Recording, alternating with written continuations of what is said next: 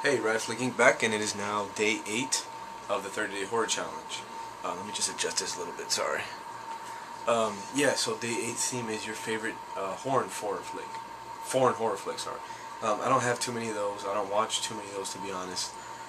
I'll watch them if I hear good things, but I don't really go out of my way to go see foreign horror movies. Nothing against them, it's just, I don't know. I just watch a lot more American. I watch some, but not too many.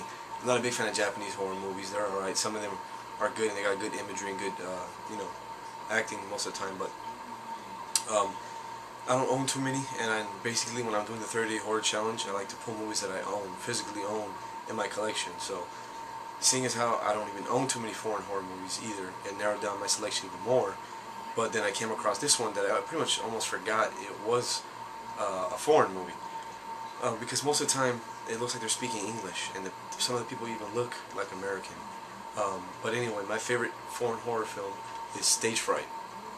And matter of fact, I don't see a lot of people talking about this movie too much. So I was thinking about putting this in the selection. What day was it? The other one? Day 7, a horror movie that you think no one has seen, but I'm pretty sure people have seen this before. And it's directed by Michael Soave. No, Michel Soavi or something like that. I don't know. Basically, he's an Italian director, and he's what's his name? Dario Argento's protege is what they say. Anyway, I like Dario Argento stuff. I love City of the Living Dead and other films he did, and so I decided to pick this one up. I don't know where I heard about this movie, but then I saw the trailer online. It was really hard to find, and I couldn't find an English one. I found the Italian one. It looked really good, and the killer in this, the costume is really cool. If you've never seen this movie, I'm going to go ahead and tell you what it's about. It's about a bunch of people that are rehearsing a play they're going to put on, like a little, small time play they're going to put on, and it's about a killer, that kills people at night. So what they're rehearsing is about a serial killer, and then as they're rehearsing that in the middle of the night, one of the girls gets injured. She decides to go to this hospital to get checked up, and while they're there, there's like this really weird serial killer guy, and he escapes. Ends up, I think he hops in their trunk. Either he follows them back to the building where they're rehearsing, the stage and stuff. Anyway, he ends up sneaking in with them, and he ends up putting on the costume of the killer, which is like this on the back. If you could see that, it's like a big owl head. It's like a regular costume just with an owl head, and he ends up putting that on and killing the people off on stage as they're rehearsing. He does that to, like, I think a couple of them, and they don't even know what's going on because they're supposed to be doing that. And then they find out he really is a killer, and then the cops come, they find somebody dead. So then one of the guys is like the theater manager. He tells the groundskeeper to lock the door, don't let nobody out, and hide the key. So they do so, and then when they finally find out that the killer is still in the building with them, now they're trapped, and the only way out pretty much is the key, and they need to find the key, and they don't know where it's at. So they're running around hiding from this guy, and he's killing them off one by one. But just an amazing slasher, great stalker slasher film. It's also like a horror mystery.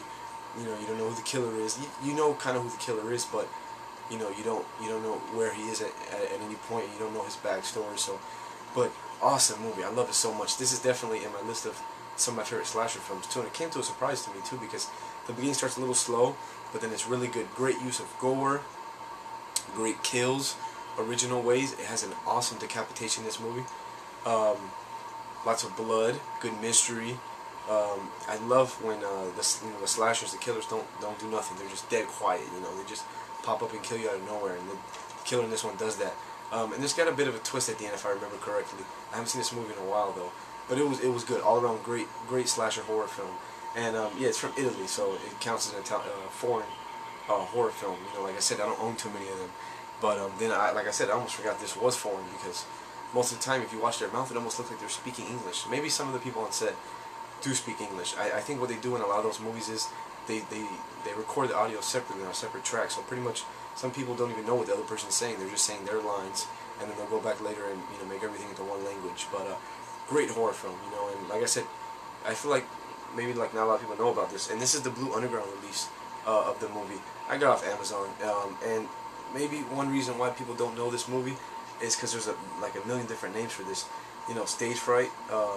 It's also known as Aquarius, also as Deliria, and also as Bloody Bird. I haven't found it as any of those other ones. I've only found it as Stage Fright, but awesome horror film. You know, great slasher, one of my favorites ever. So it's day 8. My favorite foreign horror movie is the Italian horror movie Stage Fright. You gotta check it out, guys. All right, later.